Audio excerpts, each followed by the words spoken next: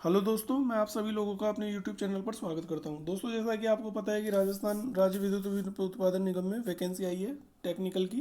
तो दोस्तों, मैंने कुछ इसकी डिटेल एनालिसिस की है। जो भी आपको रिलेटेड ध्यान रखनी है इन बातें फॉर्म भरते वक्त, तो उन चीज़ों को हम देख लेते हैं। देखिए, पहला जो आपका ये वैकेंसी है, तो इसमें ये ध्यान रखना है कि आपकी टोटल ये 1095 वैकेंसी के आसपास है, जिसमें सॉरी 1075 टोटल पोस्ट हैं। ठीक है, ये आप देख सकते हैं यहाँ पे 1075 है। और जो दोस्तों इसमें जो पोस्ट हैं वो 6 तरह की पोस्ट है: AEN, AO, PO, JEN, junior chemist और IE। ठीक है, इन चीज़ों का ध्यान रखना है। और दोस्तों, ये वैकेंसी की जो डिटेल्स है वो आपको मैं डिस्क्रिप्शन बॉक्स में लिंक दे दूंगा, तो आप वहाँ से डाउनलोड करके भी देख सकते हो। ठीक है, आगे चलते हैं। जो इंपॉर्टेंट बातें दोस्तों वो ध्यान रखनी है हमको इसमें। तो दोस्तों, ये आपको तीन अलग अलग इसमें AEN का अलग नोटिफिकेशन है, JEN का अलग है, और बाकी पोस्टों के लिए अलग एक नोटिफिकेशन है। ठीक है, अब जो मेन चीज़ ध्यान रखनी है वो आपको ये ध्यान रखनी है। देखिए जरा, मैं आपको इंपॉर्टेंट बातें बता देता हूँ कि इसमें एक तो जो सबकी सैलरी है वो 39,300 होगी। ठीक है, इससे रिलेटेड जो भी होगा ये आप देख लेना। और दोस्तों, इसमें यह है कि एक candidate must hold full time 4 year graduation degree. मतलब कैंडिडेट की जो डिग्री है वो कंप्लीट होनी चाहिए, ये चीज़ इसमें लिखी हुई है। इसके अलावा दोस्तों देखो, अब आप लोग सोच रहे होंगे कि क्या फाइनल ईयर स्टूडेंट्स एलिजिबल हैं या नहीं है। तो दोस्तों, फाइनल ईयर स्टूडेंट्स के लिए भी एक खुशखबरी है कि जो फाइनल ईयर स्टूडेंट्स हैं वो भी एलिजिबल है। इसमें लिखा हुआ है a person has to be appeared और is appearing in the final year semester examination of the aforesaid requisite education qualification are also eligible to apply for the post. But मतलब कि अब इसमें क्या लिखा हुआ है कि he shall have to submit proof of having acquired the requisite educational qualification at the time of fix for document verification after written competitive exam. लेकिन बात यह है कि जब रिटन एग्जाम कॉम्पिटिशन एग्जाम हो जाएगा आपका रिटन का, तो उसके बाद जब आपका DV होगा तो तब आपको अपने जो भी डॉक्यूमेंट है वो वहाँ पे पेश करने होंगे। और उसमें लिखा हुआ है the date of declaration of result issuance of mark sheet of educational qualification shall be deemed to be the date of acquiring the qualification। तो जो आपका जो भी है डेट ऑफ रिजल्ट जो है, तो वो क्या है कि आपकी उस वक्त हो जानी जो भी है वो आपकी जो भी आपका वो होगा ना कि डॉक्यूमेंट वेरिफिकेशन उससे पहले तक की होनी चाहिए। ठीक है, तो फाइनल स्टूडेंट्स आर एलिजिबल। बाकी ये डिसक्वालिफिकेशन ऑफ एली फॉर अपॉइंटमेंट, इसमें काफ़ी चीज़ें हैं, इसको आप पढ़ लीजिएगा और मैं बता पढ़ लेता हूँ। No candidates who are more than one spouse living appoint for appointment, जो भी है ये आप पढ़ लेना, इसमें कोई बड़ी चीज़ नहीं है। आगे मैं इंपॉर्टेंट चीज़ें बता देता हूँ। ठीक है, फिजिकल फिटनेस रहनी चाहिए, और कैंडिडेट की जो एज है वो आप देख लीजिए। जैसे इसके अंदर 21 से और 40 साल, जो ये तो सबके लिए है। उसके अलावा बाकी आप इसके अंदर जो भी एजेस हैं, रिलैक्सेशंस हैं, वो आप पढ़ लीजिएगा। ठीक है, आगे चलते हैं। रिजर्वेशन का इन्होंने जो भी है वो दे रखा है। इसके बाद आगे चलते हैं।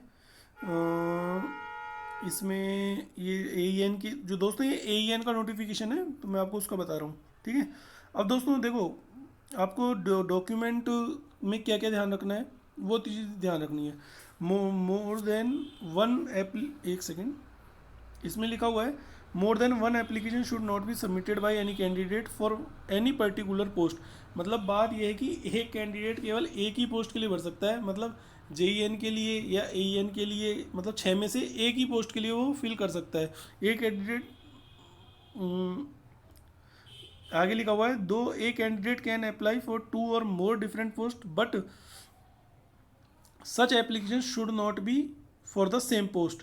मतलब बात यह है, in case of multiple application for one and the same post in two one or more company only. एक सेकेंड एक सेकेंड इसमें क्या हुआ, in case of multiple application for one and the same post one or more company only the latest valid application will be retained and the application fee intimation charges paid for other previous registration will stand fortified। देखिए दोस्तों, इसमें ये लिखा हुआ है कि आप जो है वो एक पोस्ट के लिए एक से ज़्यादा आवेदन नहीं कर सकते। मतलब ये है कि जैसे JEN की जो पोस्ट है उसके लिए आप एक बार में एक ही आवेदन कर सकते हैं। मतलब एक ही पोस्ट के लिए आप दो आवेदन नहीं कर सकते, ठीक है। और इसमें ये लिखा हुआ है कि यदि आपको दो आवेदन करने हैं तो आप अलग अलग पोस्ट के लिए कर सकते हैं, मतलब एक पोस्ट के लिए दो आवेदन नहीं कर सकते, लेकिन अलग अलग पोस्ट के लिए आप आवेदन कर सकते हैं, और जिसका चार्ज अलग अलग लगेगा, ठीक है। तो ये इसमें लिखा हुआ है। एक सेकेंड, आगे देखिए क्या चीज़ों को ध्यान रखना है। आपकी जो फोटोग्राफ साइज है 3.5 4 बाई 3.5 होनी चाहिए सेंटीमीटर। सिग्नेचर दोस्तों ध्यान रखना विद ब्लैक इंक, मतलब आप ब्लैक में ही करवाना, कोशिश करना फॉर्म भरते वक्त ध्यान रखना इस बातों का।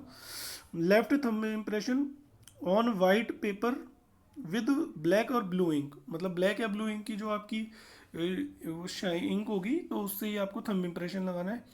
और हैंड रिटन डिक्लेरेशन, ठीक है। Signature in capital letters will not be accepted, दोस्तों इस चीज़ का बहुत स्पेशल ध्यान रखना है। यहाँ पे क्या लिखा हुआ है, the signature in capital letters will not be accepted, मतलब आपका फॉर्म रिजेक्ट हो जाएगा, इस बात का ध्यान रखना है आपको।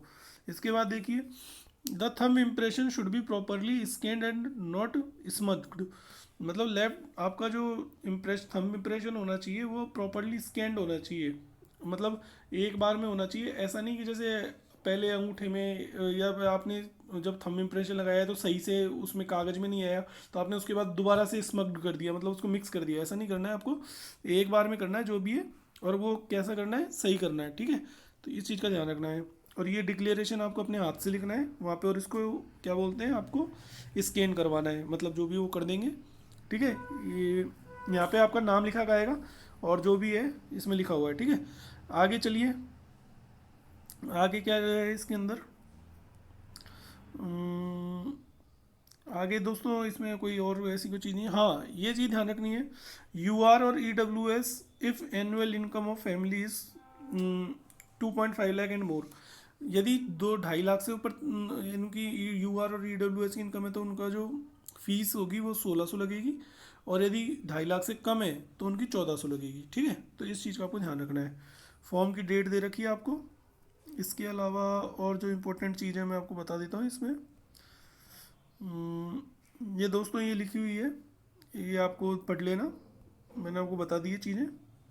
Size wise scanning the document जो भी है। इसके अलावा और मैं आपको बता देता हूँ इसमें डाउनलोडिंग कॉल लेटर, ये आप देख ही लेंगे। हाँ दोस्तों, अब जो मेन चीज़ है ना वो आपका सिलेक्शन प्रोसीजर, इस पर तो थोड़ा ध्यान दे लेना कि क्या क्या सिलेक्शन प्रोसीजर है इसमें, ठीक है। तो इस चीज़ का आपको स्पेशली ध्यान रखना है। देखो दोस्तों, सिलेक्शन प्रोसीजर में क्या है कि computer based return exam shall be conducted online mode, the question paper will be 2 hours duration, consist of objective type question, मतलब आपका 2 घंटे का एग्जाम होगा और ऑब्जेक्टिव पेपर होगा, ठीक है। इसके बाद ये है कि आपके दो पार्ट ए और पार्ट बी में क्वेश्चन होंगे, ठीक है। तो standard syllabus will be the level of degree in engineering in respective discipline, मतलब आपके जो भी इंजीनियरिंग डिग्री आपने की है जिस भी डिसिप्लिन में, जिस भी स्ट्रीम में, उससे रिलेटेड आपका सिलेबस होगा 60%, ठीक है। और 40% होगा आपका वेटेज किसका, नॉन टेक्निकल पोर्शन का। अब नॉन टेक्निकल में देखो आपका क्या क्या आने वाला है, reasoning, maths, general knowledge, Hindi general, English general. अब जैसे दोस्तों इसका मतलब ये हुआ, जैसे मान लो आपके 200 क्वेश्चन आए, कितने, 200 क्वेश्चन, तो आपको ये ध्यान रखना है 200 का 60% यानी 120, तो 120 क्वेश्चन आपके होंगे टेक्निकल के, ठीक है, किसके, टेक्निकल। और ये 80 क्वेश्चन किसके होंगे, आपके नॉन टेक्निकल। तो इसका मतलब ये है। और जहाँ तक है शायद आपके 200 क्वेश्चन आएंगे, क्योंकि मैंने लास्ट टाइम एग्जाम दिया था, तो ये ध्यान रखना है। इसके बाद देखिए इसमें आपके सिलेबस में क्या क्या है। 12th लेवल की मैथमेटिक्स, रीजनिंग और जनरल नॉलेज में देखो दोस्तों करंट इवेंट्स आएंगे of including issues of Rajasthan से रिलेटेड, ठीक है। National and international importance, person, places and recent news, games, sports, science, history, polity, जो भी है सारा। और हिंदी और इंग्लिश ग्रामर आपकी 10th लेवल की, ठीक है। तो इन चीज़ों का ध्यान रखना है। इसके बाद the question paper will except Hindi language of part B shall be in English only. देखो दोस्तों, आपका जो पेपर होगा एक तो आपका हिंदी लैंग्वेज में होगा और एक इंग्लिश में होगा, ठीक है। तो इसके अलावा और कुछ नहीं है इसमें। There will be no interview, interview नहीं होगा इसके अंदर। इसके अलावा no negative making for each wrong answer. तो दोस्तों आपकी नेगेटिव मार्किंग होगी, और जहाँ तक शायद 1/3 ही होती है इसमें नेगेटिव मार्किंग, क्योंकि मैंने दिया हुआ है तो इसलिए 1/3 ही थी लास्ट टाइम। ठीक है, तो इस चीज़ का ध्यान रखना है। इसके अलावा the scores of will be order. देखो दोस्तों, अभी इसमें एक चीज़, और score of online exam will be obtained by adopting the following procedure. The number of question answered correctly by a candidate in the objective test is considered for arriving at the correct score after applying penalty of wrong marks. ठीक है, मतलब आप जितने सही करोगे उसके number minus हो जाएंगे जो आप गलत करोगे, जो आप अटेम्प्ट कर लोगे और जो गलत हो जाएंगे। ठीक है, correct scores so obtained by candidate are made equivalent to take care of minor difference in difficulty level. If any each of the objective tests in different section to arrive equated scores obtained by candidates on test will be equated on the basis of considering the distribution of scores of all the form। मतलब सीधी सी बात ये है, test wise scores and scores are totally calculated with decimal points up to 2 digits. भाई देखो सीधी सी बात ये है, यहाँ पे ये जो इसका मतलब ये है वो नॉर्मलाइजेशन है, कि मतलब वो अलग अलग शिफ्ट में एग्जाम है तो वो लोग इक्वेट करेंगे, जिस शिफ्ट का पेपर हार्ड इजी होगा तो उसके बेसिस पर वो नंबर निकालेंगे। सीधी सी कहानी ये है ना। उसके अलावा जो भी होगा, और इसके बाद वेरिफिकेशन ऑफ डॉक्यूमेंट्स, और एक सेकेंड